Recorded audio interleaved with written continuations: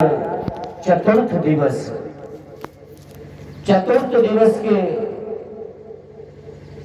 पावन बेला में भगवान की पावन कथा प्रारंभ। कर्मयोगी राजा परीक्षित पतित पावनी मां गंगा के पावन सानिध्य में बैठकर भगवान की कथा को श्रवण कर रहे हैं। महाराज परीक्षित को दो गंगाओं का सानिध्य प्राप्त हो रहा है। एक गंगा में, दो गंगाओं के मध्य में महाराज परीक्षित बैठे और बालू की रेत पर आसन लगाए बैठे परमहंस श्री सुखदेव जी महाराज का सानिध्य प्राप्त।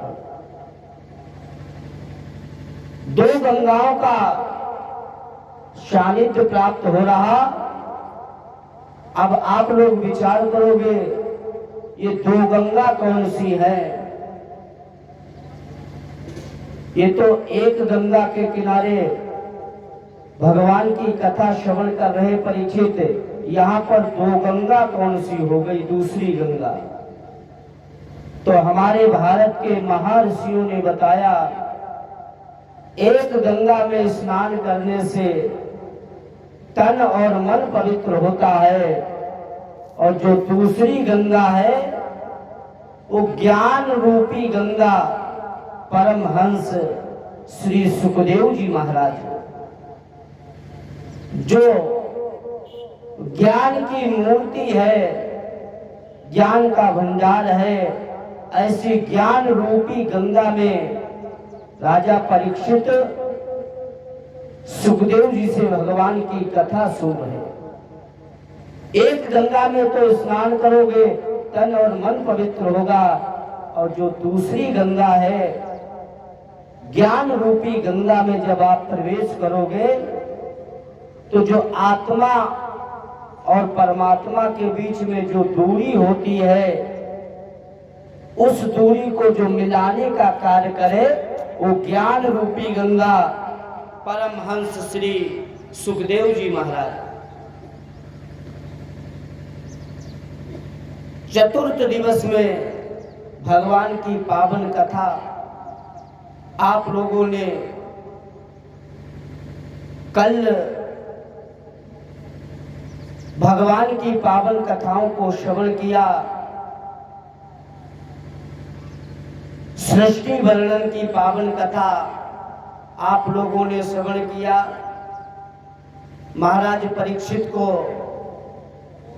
श्राप लगा और गंगा के किनारे जाकर परमहंस श्री सुखदेव जी महाराज का सानिध्य प्राप्त किया। महाराज परीक्षित के दो प्रश्न थे, मरने वाले प्राणी को क्या करना चाहिए और ये दुनिया कैसे बनी। इन पावन कथाओं को आप लोगों ने सुना। सृष्टि वर्णन की पावन कथा को आप लोग सुनते सुनते भगवान ने 12 का रूप धारण किया, और 12 का रूप धारण करने के बाद जो हिरण्याक्ष ने पृथ्वी को धरोहर के रूप में रखा था, उसे भगवान ने पृथ्वी का उद्धार किया, और 12 भगवान के माध्यम से हिरण्याक्ष का भी उद्धार हुआ।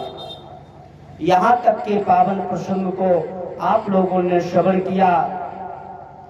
आगे कथा में प्रवेश होने से पहले 2 बार भगवान का संकीर्तन शांभु मनु और शत्रुपा के माध्यम से जो मैथुनी सृष्टि हुई, जिससे 5 संतानें हुई, 2 पुत्र और 3 कन्याएं।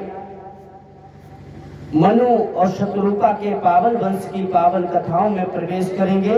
2 बार हरि संकीर्तन, तदोपरांत भगवान की पावन कथा में प्रवेश करेंगे। धारा तो बह रही है श्री राधा नाम की, धारा तो बह रही है श्री राधा नाम के